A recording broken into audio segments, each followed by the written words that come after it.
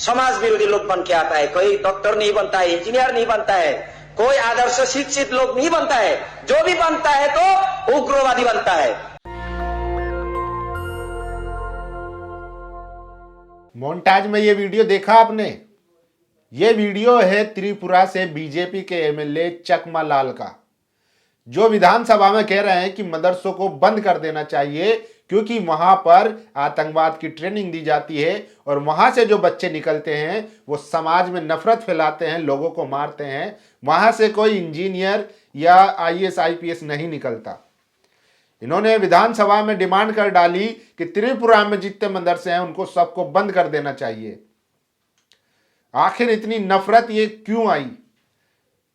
और ये मामला पहला नहीं, इससे पहले भी चाहे साक्षी महाराज हो, साध्वी प्रज्ञा हो, तमाम हिंदुत्ववादी नेता जो हैं वो ये डिमांड करते रहे हैं कि मदरसों को बंद कर देना चाहिए, बैन लगा देना चाहिए, क्योंकि वहां पर आतंकवाद की शिक्षा दी जाती है। लेकिन ये लोग एक भी बार प्रूफ नहीं कर पाए कि असल में वहां पर आतंकवाद की शिक्षा क्यों और कैसे दी जाती है।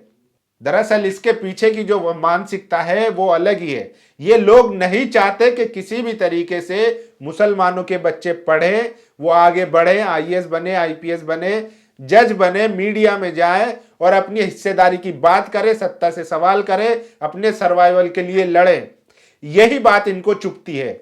इसीलिए इन्होंने सालों साल दलितों को दबाए रखा, उनको गुलाम बना के रखा, और अब जब फिर से आजाद भारत में ये लोग सत्ता में काबिज हो गए हैं तो वही फॉर्मूला मुसलमानों पर लागू कर रहे हैं। मुसलमानों को इसलिए इस्तेमाल करते हैं क्योंकि दलित और पिछड़ा खुश रहे कि हाँ मुसलमानों की चूड़ी टाइट है या उनको टाइट कर रखा है। बाकी इनका जो एजेंडा है वो सीधा सीधा सा है कि जो मनु व्यवस्था है, मनुवादी व्यवस्था है, उसको लागू करना, जिसमें शूद्र और मुसलमान एक ही उसमें आते हैं, उनको एक ही तरीके से ट्रीट करना है। आजाद भारत में जब से ये पावर में है लगातार ये कोशिश कर रहे हैं कि किसी भी तरीके से मुसलमान को आगे रखकर पीछे से आरक्षण खत्म करते जा रहे हैं। अभी खबर आ रही थी कि इन्होंने अब एक नया डिसीजन लिया है कि किसी भी यूनिवर्सिटी के लिए कॉमन एंट्रेंस एग्जाम होगा। अब बात करते हैं जो ये बीजेपी के विधायक है चकमा लाल जी, जो त्रिपुरा असेंबली में कह रहे हैं कि मुसलमानों के मदरसे बंद कर देने चाहिए। मैं आपको बता दूं कि जब अंग्रेज थे उससे पहले भी मदरसों का बहुत बड़ा रोल रहा है। जितने भी बड़े बड़े फ्रीडम फाइटर रहे हैं सब मदरसों से रहे, उन्होंने वहां से एजुकेशन हासिल की है। और आजादी के लिए, आजादी की लड़ाई में जो मदरसा है देवबंद का, उसकी भूमिका को कोई नकार नहीं सकता। उन्होंने जो तहरीक चलाई थी उस तहरीक ने हमें भारत को आजाद होने में एक अहम रोल निभाया था। लेकिन इन लोगों को कौन समझाए? जितने मौलवी मौलानाओं को फांसी दी गई है आजादी की क्रांति में, शायद ही किसी को दी गई हो। इन लोगों ने माफी मांगी, चिट्ठी लिखी, सबको पता है, लेकिन ये लोग उस पर बात नहीं करेंगे, सिर्फ मुसलमानों पर बात करेंगे। आपको याद है राजा राम मोहन राय जो बड़े समाज सुधारक थे, उन्होंने भी मदरसे से एजुकेशन हासिल की थी।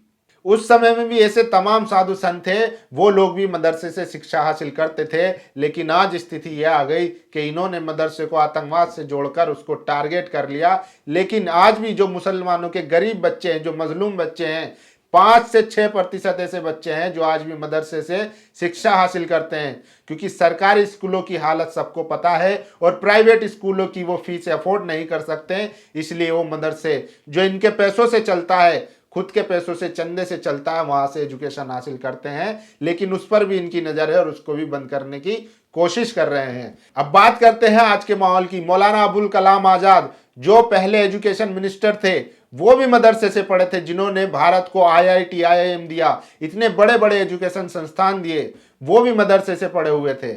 इसके अलावा आज भी 2020 में 19 में मदरसे के छात्र जो है यूपीएससी और नीट तमाम तरह के जो एग्जाम है उसमें कामयाबी हासिल कर रहे हैं और बड़े बड़े ओहदों पर पहुंच रहे हैं, डॉक्टर बन रहे हैं, इंजीनियर बन रहे हैं, आईएएस आईपीएस डीएम एसपीए जज।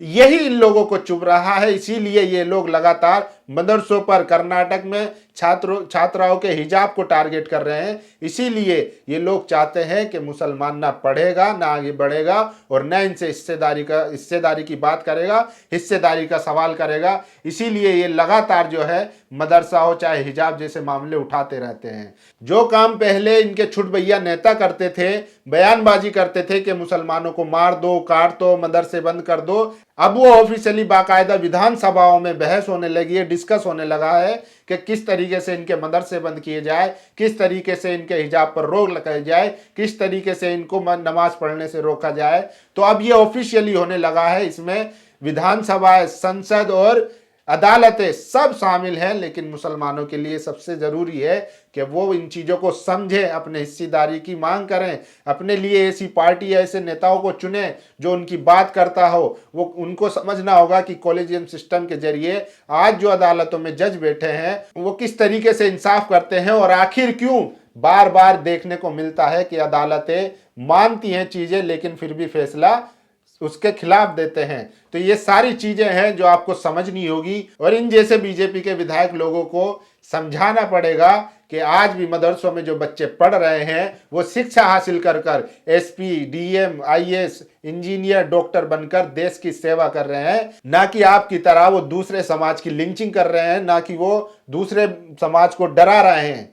तो ये चीजें इनको बतानी पड़ेगी, समझाना पड़ेगा, तभी आप लोगों के लिए आसानी होगी। और डरने की, घबराने की जरूरत नहीं है, क्योंकि जब तक संविधान हमारे साथ है, जब तक सच हमारे साथ है, तो हम इसी तरीके से अपनी बात रखते रहेंगे। तो ये वीडियो थी जो हमने आपको दिखाया कि आज जो है ऑफिशियली तौर पर असेंबली में, विधानसभाओं में और संसद में और कोर्ट में किस तरीके से इंसाफ को कुचला जा रहा है, मारा जा रहा है, और एक खास समुदाय मुसलमानों को टारगेट किया जा रहा है। इस वीडियो पर आपकी क्या राय है? आप अपनी राय जरूर दीजिए। शुक्रिया। नेशनल दस्तक की आपसे गुजारिश है कि अगर इसको बचाना चाहते हैं तो नेशनल दस्तक को सब्सक्राइब करने के लिए रेड कलर के सब्सक्राइब बटन को दबाएं, फिर बेल आइकन की घंटी दबाएं। नेशनल दस्तक को बचाने के लिए बहुत जरूरी है कि हर खबर को शेयर करें, लाइक करें, कमेंट जरूर करें।